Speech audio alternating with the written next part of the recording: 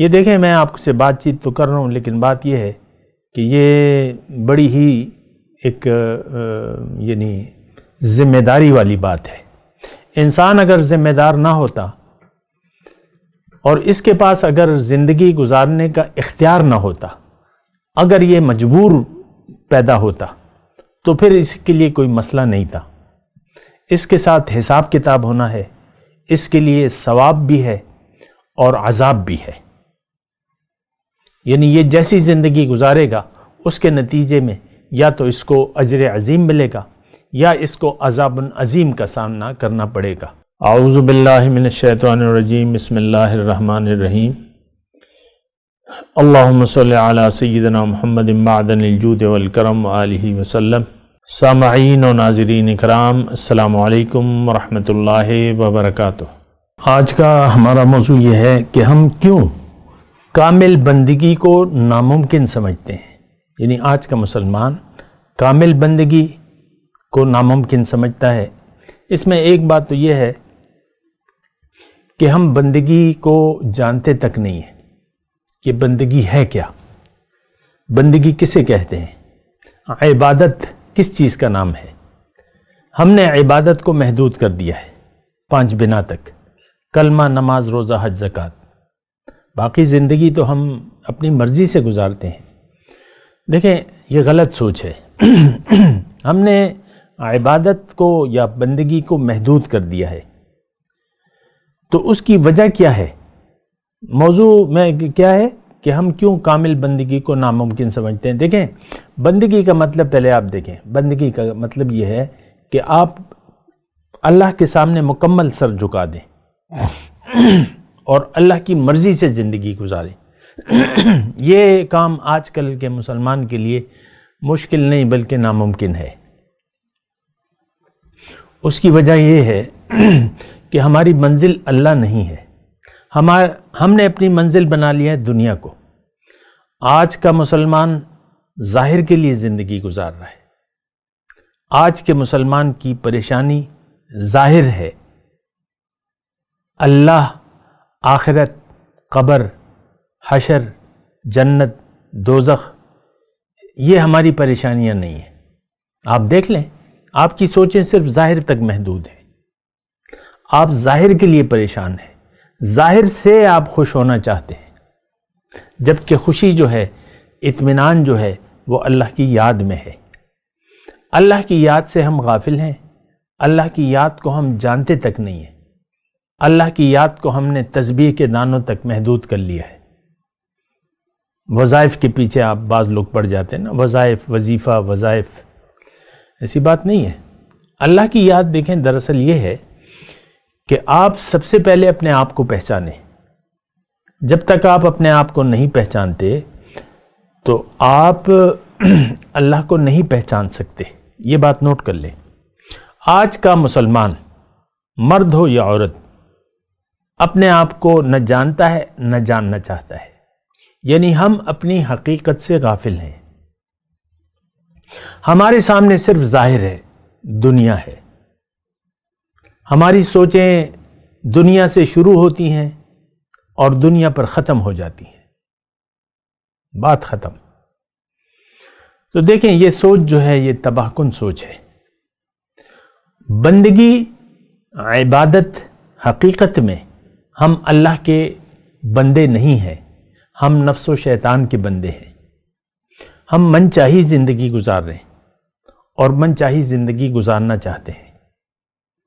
اللہ کی بندگی سے ہم واقف بھی نہیں ہیں کہ بندگی کا مطلب کیا ہے، اور نہ اس سے واقف ہونا چاہتے ہیں، کیونکہ ہمارے پاس تو زندگی گزارنے کے لیے ایک مشغلہ ہاتھ آ گیا ہے اور وہ آپ کا ظاہر ہے۔ آپ اپنے ظاہر کا خیال رکھتے ہیں، اپنے بچوں کے ظاہر کا خیال رکھتے ہیں۔ آپ کی نظر میں صرف ظاہر ہی سب کچھ ہے۔ ہماری سوچ ظاہر پر ختم ہو جاتی ہے، جبکہ یہ زندگی اللہ تعالیٰ نے ہمیں یعنی اس کا مقصد صرف دنیا نہیں ہے۔ ظاہر میں زندگی گزارنے کے لیے اللہ تعالیٰ نے ہمیں دنیا میں نہیں بھجوایا ہے۔ اللہ کے رسول نے واضح طور پہ فرمایا ہے کہ الدنیا خلقت لکم وانتم خلقتم للآخرہ، اے لوگو، اللہ تعالیٰ نے دنیا کو تمہارے لیے بنایا ہے اور تمہیں آخرت یعنی اپنے لیے بنایا ہے۔ دیکھیں آخرت میں کون ہے؟ اللہ، اس وقت بھی اللہ ہے اور آخرت میں بھی اللہ ہے۔ لیکن دیکھیں دنیا میں ہم اللہ کی رضا کے لیے زندگی نہیں گزار رہے، ہم اپنی خوشی کے لیے، اپنے آپ کو خوش کرنے کے لیے زندگی گزار رہے ہیں۔ آپ کی تمام مصروفیات اسی بارے میں ہے، دنیا زیادہ سے زیادہ حاصل ہو تاکہ آپ خوب کھائیں، اچھا رہیں، اچھا پہنیں اور بات ختم۔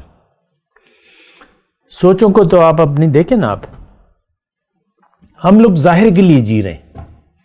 ظاہر کے لیے زندگی گزارنا یا ظاہر کو مقصد بنا کے زندگی گزارنا کفر ہے، شرک ہے، یہ بات نوٹ کر لیں۔ فَأَعْرِضْ عَمَّنْ تَوَلَّى عَنْ ذِكْرِنَا وَلَمْ يُرِدْ إِلَّا الْحَيَاةَ الدُّنْيَا، اے نبی اس شخص سے اپنا رخ انور پھیر لیجئے، اپنی رحمت کی نظر ہٹا لیجئے جو پھر گیا میری یاد سے، اب یہ نہیں چاہتا صرف دنیا کی زندگی۔ ذالک مبلغہم من العلم، ان کا مبلغ علم بس یہی ہے، دنیا دنیا اور دنیا۔ یہ دیکھیں میں آپ سے بات چیت تو کر رہا ہوں، لیکن بات یہ ہے کہ یہ بڑی ہی ایک یعنی ذمہ داری والی بات ہے۔ انسان اگر ذمہ دار نہ ہوتا اور اس کے پاس اگر زندگی گزارنے کا اختیار نہ ہوتا، اگر یہ مجبور پیدا ہوتا تو پھر اس کے لیے کوئی مسئلہ نہیں تھا۔ اس کے ساتھ حساب کتاب ہونا ہے، اس کے لیے ثواب بھی ہے اور عذاب بھی ہے، یعنی یہ جیسی زندگی گزارے گا اس کے نتیجے میں یا تو اس کو اجر عظیم ملے گا یا اس کو عذاب عظیم کا سامنا کرنا پڑے گا۔ اصل میں یہ دونوں چیزیں، اجر عظیم اور عذاب عظیم، عذاب شدید، یہ ہمارا مسئلہ نہیں ہے۔ اور دیکھیں ہمارا تو معاملہ بالکل کلیئر ہے، ہم اپنی مرضی سے زندگی گزار رہے ہیں، گزارنا چاہتے ہیں، کسی کے ہم تابع نہیں ہونا چاہتے، تابع فرمان، حتیٰ کہ اللہ کے بھی، حتیٰ کہ اس کے رسول کے بھی۔ تو بات تو آپ کی کہانی ختم ہو گئی۔ اللہ اور اس کے رسول کی اطاعت سے، کامل اطاعت سے آپ نے منہ موڑ لیا، اب باقی آپ کے سامنے تو صرف دنیا ہے۔ ایسے لوگوں کو اللہ تعالیٰ قرآن میں فرماتا ہے کلوا وتمتعوا فإن مسیرکم الی النار، کھاؤ پیو، تھوڑا سا وقت ہے، تمہارا جانا آگ میں ہے۔ ایسے لوگوں کے لیے جن کا اوڑھنا بچھونا ظاہر ہے اور وہ ظاہر کے لیے جی رہے ہیں، ان سے اللہ تعالیٰ نے اس آیت میں فرمایا ہے ٹھیک ہے، کلوا وتمتعوا فإن مسیرکم الی النار، تم نے جانا آگ میں ہے۔ ایک بات نوٹ کر لیں، جس شخص نے اللہ کی بندگی کے بغیر زندگی گزاری، کامل بندگی، جنت میں اس کی کوئی جگہ نہیں ہے۔ یہ شخص باغی ہے، یہ گناہگار نہیں ہے، یہ باغی ہے، اور بغاوت کی سزا جہنم ہے۔ باغی کا مطلب کیا ہے؟ ایک حکم آپ کو معلوم ہو اور آپ اس کو نہ کریں تو اس کا مطلب بغاوت ہے۔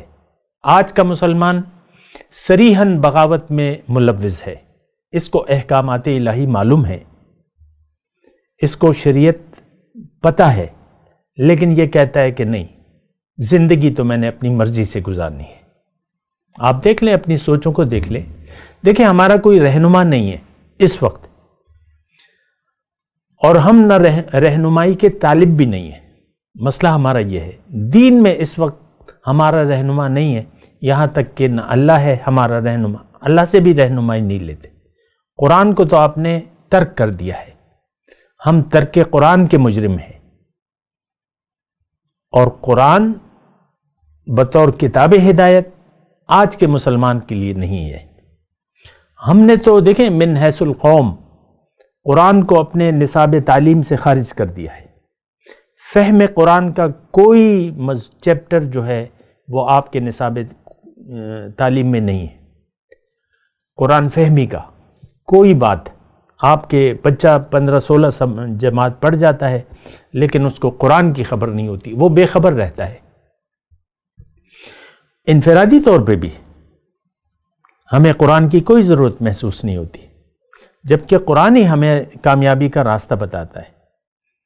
بات کرتے ہیں ایک وقفے کے بعد۔ وآخر دعوانا ان الحمد للہ رب العالمین۔ مولاي صل وسلم دائما ابدا على حبيبك خير الخلق كلهم